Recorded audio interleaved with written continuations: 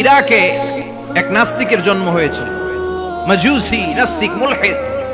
সে বলে বেড়াচ্ছিল আমি স্রষ্টায় বিশ্বাস করি না, কারণ স্রষ্টা দেখা যায় না। ইরাকের লোকেরা বলল আমাদের একজন ইমাম আছে, নাম নু'মান ইবনে সাবিত। কি নাম? নু'মান ইবনে সাবিত, যাকে আমরা ইমাম আল আযম আবু হানিফা বলে চিনি। সবাই বলল তুমি যে স্রষ্টারে খুঁজে পাও না, আমাদের ইমাম তোমারে স্রষ্টা দেখায় দিবে। সুবহানাল্লাহ পড়েন। সে বলল ঠিক আছে, তাহলে তোমাদের ইমামরা আসতে বলো। কবে? সামনের জুমাবারে ঠিক ভর দুপুরে, দুপুর 2টার দিকে জুমার নামাজের পরে আমিও আসবো, তোমার ইমামও আসবে, ডিবেট হবে। দেখি আমি স্রষ্টার বিপক্ষে আর তোমাদের ইমাম স্রষ্টার পক্ষে, দেখি কে জিতে যায়। এই ডিবেট দেখার জন্য হাজার হাজার মানুষ এসেছে ইরাকের কুফা নগরীতে। হাজার হাজার মানুষ এসেছে। ওই নাস্তিকও এসেছে যে আল্লাহকে বিশ্বাস করে না, স্রষ্টাকে বিশ্বাস করে না। সবাই এসেছে, আসে নাই শুধু ইমাম আবু হানিফা। নাস্তিক কয় তগো ইমাম ডরাইছে। কি বলে? তোদের ইমাম ভয় পেয়েছে। উনি এসেছেন 1.5-2 ঘন্টা দেরি করে। 1.5 ঘন্টা দেরি করে যখন উনি আসলেন, নাস্তিক বলে আপনার সাথে কোনো কথা নাই, আপনার তো সময়ের জ্ঞানই নাই, আপনার সাথে কিসের আলাপ? ইমাম আবু হানিফা বললেন ইনদি উযর, আমার ওজর আছে। কি ওজর? তিনি বললেন আমি যখন ঘর থেকে বেরোই আমার বাড়ির সামনে বিশাল এক নদী পড়ে যায়, আর এই নদী পেরোতে আমার নৌকা ব্যবহার করতে হয়। আজকে এসে দেখি নৌকাও নাই, মাঝিও নাই, কিচ্ছু নাই। কিভাবে পার হবো? হঠাৎ দেখলাম নদীর পাশে বিশাল বড় গাছ, গাছটা হঠাৎ এমনি এমনি 2 টুকরা হয়ে গেল। গাছ থেকে বিশাল কাঠের তক্তা বের হয়ে গেল। তক্তাগুলো অটোমেটিক্যালি জোড়া লেগে নৌকা হয়ে গেল। এই নৌকা মাঝি ছাড়া সা করে আমার সামনে চলে এলো। আমি নৌকায় বিসমিল্লাহ বলে বসে পড়লাম। হঠাৎ নৌকা আমারে টান দিয়ে ওপারে নিয়ে এলো। তারপর আমি আপনার এই ময়দানে ছুটে এসেছি। এই যে গাছ কাটা, তক্তা হওয়া, নৌকা হওয়া, মাঝি ছাড়া চলা, এই প্রসেসিং হতে আমার 2 ঘন্টা সময় লেগেছে। I am extremely sorry for that. আনা আসিফ জিদ্দান, আমি দুঃখিত। নাস্তিক নেতা বলে তোকে ইমাম গাঞ্জা খাইছে। কি খাইছে? তোদের ইমাম মজনুন, জুন্না আলাই, মাথার তার সিরা নিয়ে যা। ইমাম আবু হানিফা বললেন ময়দানে আমারে গালি দিলেন কেন? পাগল বললেন কেন? তার সিরা বলে ডাকলেন কেন? মজনুন শব্দ ব্যবহার করলেন কেন? মার্জিত ভাষা ব্যবহার করতে শিখেন। নাস্তিক বলে কেমন কথা আপনি বলেন? শিক্ষিত মানুষ, দার্শনিক মানুষ, জ্ঞানী মানুষ, ইমাম মানুষ, কোন মানুষ ছাড়া, করাত ছাড়া বিশাল বড় বড় গাছ কাটা যায় নাকি? মিস্ত্রি ছাড়া তক্তা বানানো যায় নাকি? মিস্ত্রি ছাড়া তক্তা জোড়া লাগে এমনি এমনি নৌকা হয় নাকি? মাঝি ছাড়া পানিতে নৌকা চলে নাকি? ইমাম আবু হানিফা বললেন now you on the right track. এই তো লাইনে আসছেন না, এই লাইনে আনার জন্য তো এত গল্প, লাইনে আনার জন্যই তো এত স্টোরি আমি মেক করলাম।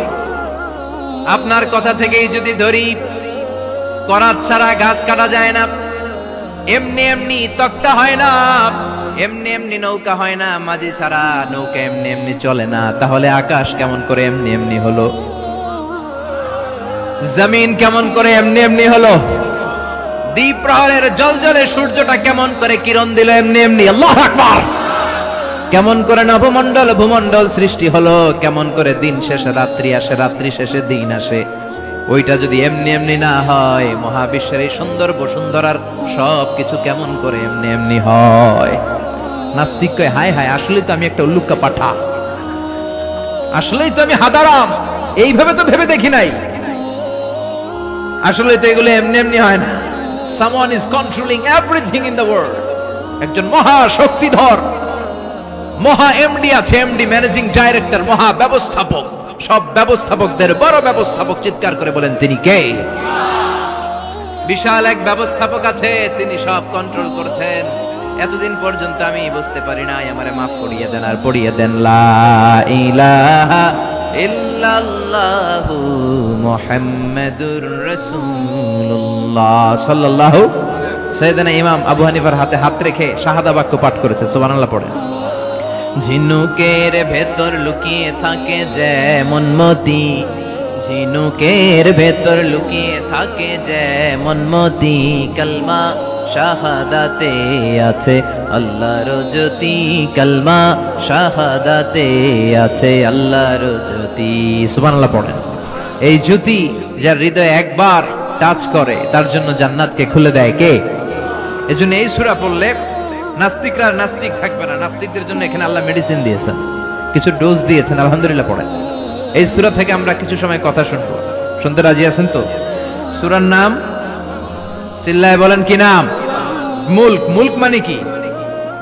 মুলক মানে রাজত্ব, মুলক মানে ক্ষমতা, মুলক মানে পাওয়ার, মুলক মানে কিংডম, মুলক মানে সভরেইনটি। সুবহানাল্লাহ পড়েন। রব্বুল আলামিন বলেন তাবারাকাল্লাযী বিয়াদিহিল মুলকু ওয়া হুয়া আলা কুল্লি শাইইন কাদির। সুমহান সেই সত্তা যার হাতে ক্ষমতা আর তিনি সব বিষয়ে ক্ষমতাশীল। সুবহানাল্লাহ। তাবারাকাল্লাযী বিয়াদিহিল মুলক, মহামহিম সে সত্তা, সুমহান সে সত্তা, বিয়াদিহিল মুলকু যার হাতে ক্ষমতা। ক্ষমতা কার হাতে?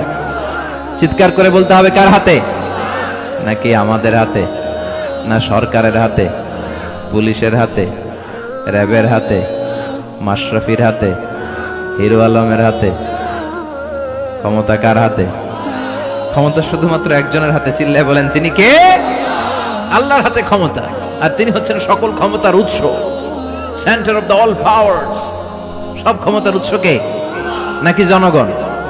আমরা কিন্তু এটাই শিখি, এদেশে আমাদেরকে রাষ্ট্রীয়ভাবে শেখানো হয়, এটা রাষ্ট্রীয় কুফরি। সকল ক্ষমতার উৎস জনগণ নয়, সকল ক্ষমতার উৎস কে? উনি ক্ষমতার উৎস, তিনি ক্ষমতাশীল, মহা ক্ষমতাধর, তার ক্ষমতার সাথে কারো তুলনা হয় না। আমাদের কি ক্ষমতা আছে? কথা বলেন। বল্লা পোকার কামড় খাইছেন? হ্যাঁ, মৌমাছি কামড়াইছে? মৌমাছি কামড়াইলে চিল্লাচিল্লি শুরু করে, তো কি ক্ষমতা আছে আপনার? বল্লা কামড় মেয়েরা দেয় দৌড়, ওটা ধরে যে মার মইটাও পারি না। কুত্তায় কামড়াইলে আমরা কুত্তারে কামড়াইতেও পারি না। কথা বলেন। আমরা নাকি ক্ষমতার মালিক। পিছন থেকে কেউ যদি বলে হুজুর সাপ, মজা করে বলছি, এতই ভয় পাইছি। আসলে যদি ফস করে আসতো সব দৌড়। স্লোগান দেওয়ার বেলায় লিল্লাহে তাকবীর, আল্লাহু আকবার, আমার ভাই তোমার ভাই, কাপায় ফেলামো নামায় ফেলামো। কথা বলেন। আর যদি পেছন থেকে কেউ আওয়াজ করে বলে সাপ, দৌড়।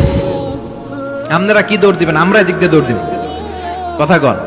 চাচা আপন প্রাণ জীবন বাঁচানোর জন্য ভয়ে পাগল। সাপ লাগবে না, বাবা ব্যাংক চিনেন? মাইথার দিয়ে নাই বোধহয়। আছে আছে। কি করে?